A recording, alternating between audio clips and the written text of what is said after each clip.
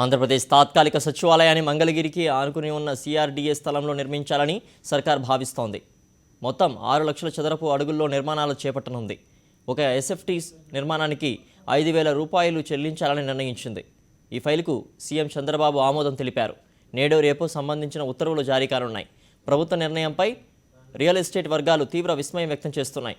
కాంప్లెక్స్ల నిర్మాణం ఎంత విలాసవంతంగా, ఎన్ని ఆధునిక హంగులతో చేపట్టినా చదరపు అడుగుకు 3,000కు మించి ఖర్చవదని రియల్ ఎస్టేట్ రంగ నిపుణులు చెబుతున్నారు. ఏకంగా 5,000 వెచ్చించడం అంటే ప్రజాధనాన్ని దోచుకోవడమేనని వారు స్పష్టం చేశారు.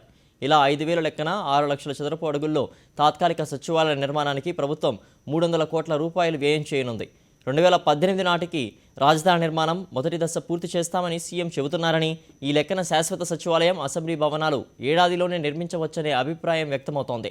అలాంటప్పుడు తాత్కాలిక సచివాలయం కోసం 300 కోట్లు దుబారా చేయడం ఎంతవరకు సమంజసమని సచివాలయ వర్గాలు ప్రశ్నిస్తున్నాయి. 300 కోట్లలో 150 కోట్లు హడ్కో నుంచి రుణంగా పొందాలని, మిగతా 150 కోట్లు రాష్ట్ర ప్రభుత్వం భరించాలని నిర్ణయం తీసుకున్నారు. సిఆర్డీఏకి చెందిన 23 ఎకరాల్లో 4 కాంప్లెక్సుల్లో ఈ నిర్మాణం చేపట్టనున్నారు. టెండర్లను ఆహ్వానించి కాంట్రాక్టు కట్టబెట్టడం ద్వారా జూన్ నాటికి పూర్తయ్యేలా ప్రభుత్వం ప్రణాళిక సిద్ధం చేసింది.